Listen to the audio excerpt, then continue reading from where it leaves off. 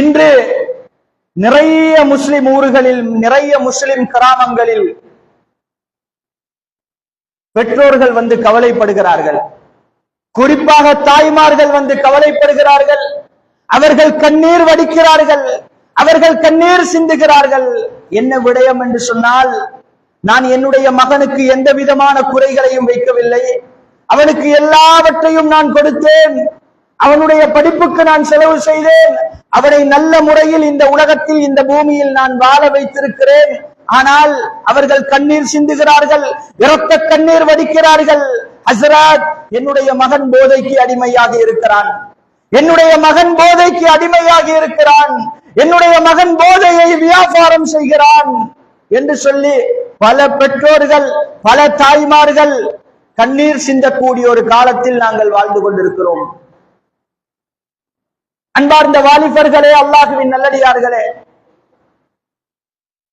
வாலிப பருவம் என்பது இந்த ஊரிலே இருக்கக்கூடிய, இந்த சபையில் இருக்கக்கூடிய வாலிபர்களை அழைத்து நான் சொல்கிறேன், வாலிப பருவம் என்பது அல்லாஹ் எங்களுக்கு தந்திருக்கக்கூடிய ஒரு திடகாத்திரமான ஒரு பருவம். தமிழில் சொல்வார்கள், இளம் கன்று இளம் கன்று பயம் அறியாது. அந்த அடிப்படையில் எங்களுக்கு நாங்கள் நினைத்ததை செய்ய முடியாது. இஸ்லாம், அல்லாஹ், அல்லாஹ்வுடைய தூதர் ஒரு வழிகாட்டலை எங்களுக்கு தந்திருக்கின்றார்கள்.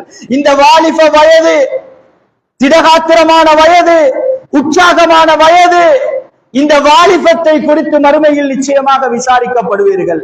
நாளை மறுமையுடைய நாளையில், எந்த நிழலும் இல்லாத அந்த நாளில் அல்லாஹ் தஆலா தன்னுடைய அரிசுக்கு கீழால் 7 சாராருக்கு அல்லாஹ் தஆலா நிழல் கொடுக்கிறான். அதிலே ஒரு சாரார் யார்? ஷாபுன், அவர்கள் வாலிபர்கள். நஷஅ ஃபீ இபாதத்தி ரப்பி, தன்னுடைய இளமை பருவத்தை, தன்னுடைய வாலிப பருவத்தை அல்லாஹ்வுக்காக வாழ்ந்தவர்கள். நாளை மறுமையில எந்த நிழலும் இருக்காது. இப்ப அடிக்கக்கூடிய இந்த வெயிலை எங்களால தாங்க முடியாது.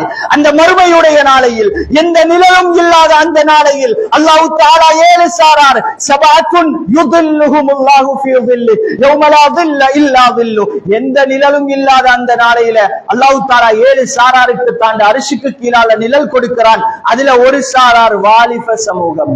எப்படியாப்பட்ட வாலிபர்கள்? தன்னுடைய இளமை காலத்தில் தன்னுடைய இளமையை அல்லாஹ்வுக்காக வாழ்ந்தவர்கள்.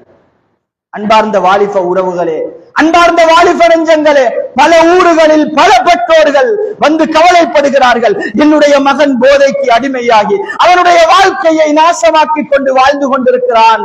இன்று பார்க்கிறோம், போதைக்கு அடிமையாகி அந்த போதை இல்லை என்று சொன்னால் தற்கொலை வரைக்கும் செல்கிறான். பல ஊர்கள்ல நாங்க கேள்விப்படுகிறோம்.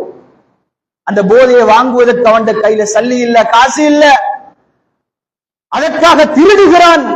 அதுவும் ஒரு பாவம். அப்படியே போய் தற்கொலை வரைக்கும் செல்கிறான். இன்னும் சமூகத்தில், இந்த சமூகத்தில் இந்த போதை பொருளை வியாபாரம் செய்யக்கூடிய பல முஸ்லிம்கள் இருக்கிறார்கள். அவர்களை அழைத்து சொல்கிறேன், அல்லாஹ்வை பயந்து கொள்ளுங்கள். ஹராமான வியாபாரத்தை நீங்கள் செய்கிறீர்களா? நீங்கள் இந்த ஹராமான வியாபாரத்தினூடாக உழைத்து உங்களுடைய பிள்ளைகளுக்கு நீங்கள் கொண்டு போய் கொடுக்கிறீர்களா? அல்லாஹ்வை பயந்து கொள்ளுங்கள், அல்லாஹ்வை அஞ்சு கொள்ளுங்கள். மறுமையில் நீங்கள் விசாரிக்கப்படுவீர்கள். அவனுக்கு போதை இல்லை என்று சொன்னால் தற்கொலை வரைக்கும் செல்கிறான். அவன் அறியாமல் அவன் உயிரை அவன் மாய்த்துக் கொள்கிறான். எவ்வளவு ஒரு கேவலம், எவ்வளவு ஒரு கேவலம்! எங்கெங்கெல்லாம் இந்த வியாபாரங்கள், யாரெல்லாம் போதைக்கு அடிமையாக இருக்கிறார்களோ இதை தடுக்கிற பொறுப்பு, அதை கண்டு அதை தேடி இந்த தீமையை தடுக்கிற பொறுப்பு சமூகத்தில் எல்லோருக்கும் இருக்கிறது என்பதை மறந்து விடாதீர்கள். பள்ளி நிர்வாகத்துக்கு மாத்திரம், பள்ளியில் இருக்கக்கூடிய மௌலவிக்கு மாத்திரம் இருக்கக்கூடிய ஒரு பொறுப்பு கிடையாது. சமூகத்தில் ஒவ்வொருவருக்கும் இருக்கின்றது. நீங்கள் ஒவ்வொருவரும் பொறுப்புதாரிகள். உங்களோட பொறுப்புகளை பற்றி மறுமையில் விசாரிக்கப்படுவீர்கள் என்பதை மனதில் ஆழமாக பதிவு செய்து கொள்ளுங்கள். ஒரே ஒரு செய்தியை சொல்லிவிட்டு குதுபாவை முடித்துக் கொள்கிறேன். எங்களுக்கு எல்லாம் தெரிந்த செய்தி, தெரிந்த ஹதீஸ்.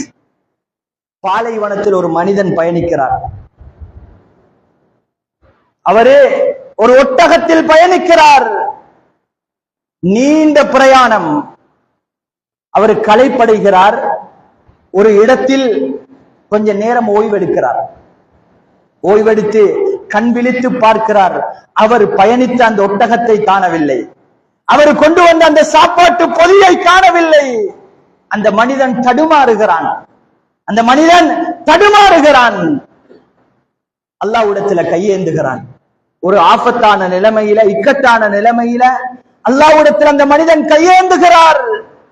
யா அல்லாஹ், நான் பயணித்த ஒட்டகத்தை காணல, நான் கொண்டு வந்த என்னுடைய அந்த சாப்பாட்டு பொதிகளை காணவில்லை. யா அல்லாஹ், எனக்கு உதவி செய், யா அல்லாஹ், எனக்கு உதவி செய், யா அல்லாஹ் என்று கையேந்துகிறார். அந்த ஹதீஸ் தொடர்ல வருகிறது. என்ன தெரியுமா?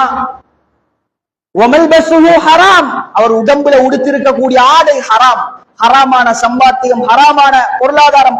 அவர் உடம்பில் உடுத்திருக்கக்கூடிய ஆடை ஹராமானது. வமத்அமுஹு ஹராம்,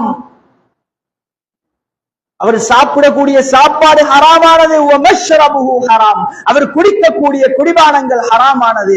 ஃபஅன்னா யுஸ்தஜாபு லஹு, இந்த மனிதன் பிரார்த்தனை அல்லாஹ் எப்படி ஏற்றுக்கொள்வான்? அவருடைய ஒட்டுமொத்த வாழ்க்கையே ஹராம். இந்த மனிதன் அல்லாஹ் அல்லாஹ் அல்லாஹ் என்று கையேந்துகிறான். இந்த மனிதனுடைய பிரார்த்தனையை அல்லாஹ் ரப்புல் ஆலமீன் எப்படி ஏற்றுக்கொள்வது? அந்த மனிதனுக்கே அந்த நிலைமை என்று சொன்னால், போதையை உட்கொண்டு, போதைய வியாபாரம் செஞ்சு, இப்படி ஹராத்தில் இருந்து கொண்டு எங்கட தேவைகளுக்காக நாங்க அல்லாஹ்விடத்துல கையேந்தினால் எங்கட பிரார்த்தனைகள் ஏற்றுக்கொள்ளப்படுமா? நாங்க செய்யக்கூடிய பிரார்த்தனைகள் ஏற்றுக்கொள்ளப்படுமா? இல்லை சகோதரர்களே, அல்லாஹுவை பயந்து கொள்ளுங்கள், அல்லாஹுவை அஞ்சிக் கொள்ளுங்கள்.